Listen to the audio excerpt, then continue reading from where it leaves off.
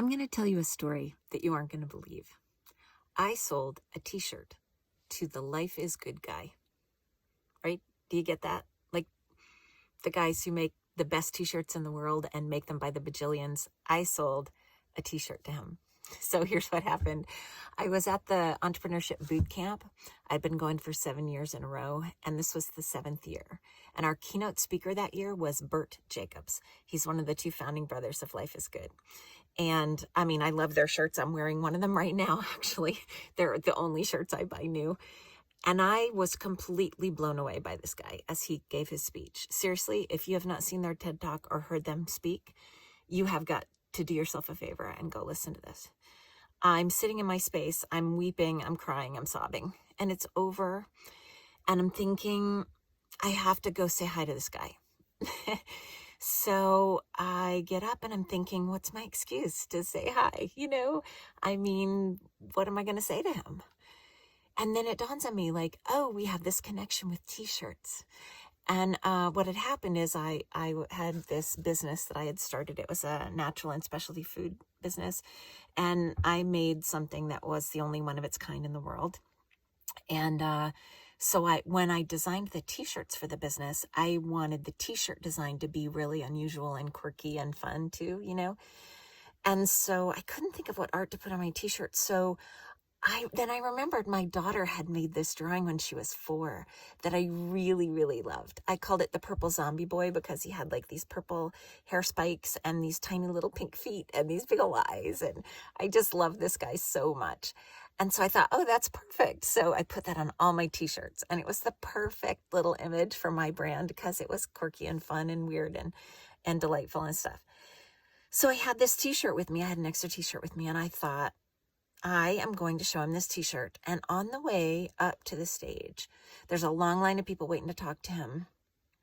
And as I get in line, I'm the last person in line, I'm thinking, I'm going to sell him this t-shirt. And I'm thinking, yeah, I can do that.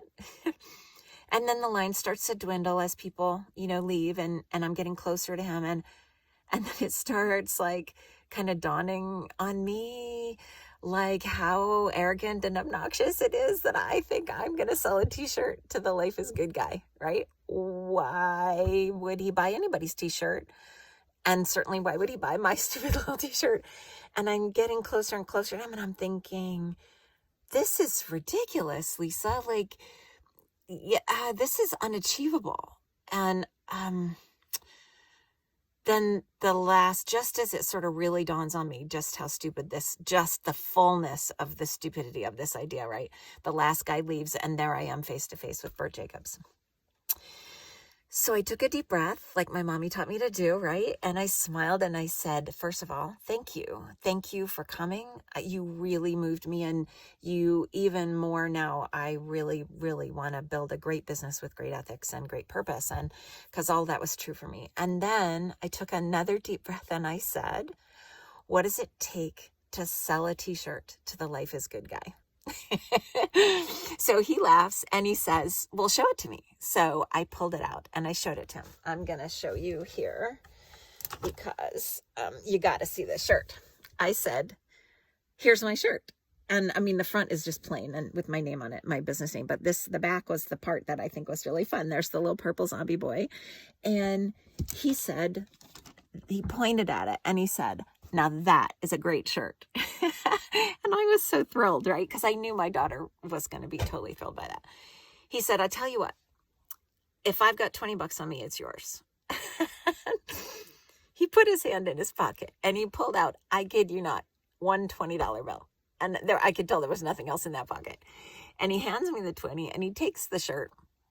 And I was just blown away. And I said, well, thank you. This is going to mean a lot to my daughter, that her drawing was so compelling to you that you had to buy a shirt.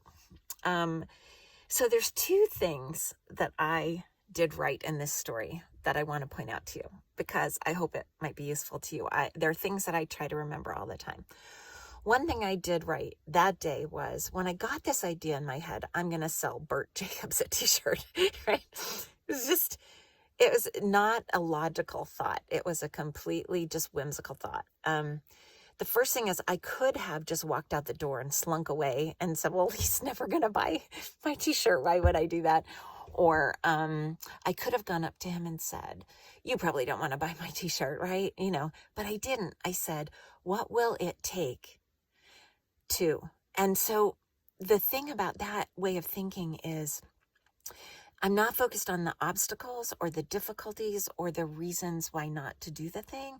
I was focused on when I have already achieved it and I turn around and look backwards, how will I be able to tell you I did it? And I think that's a great way to think. When I'm at my best, that is how I'm thinking. The thing is already done. How did I do it? What will it take to get me from here to there? So that's one thing I can share with you.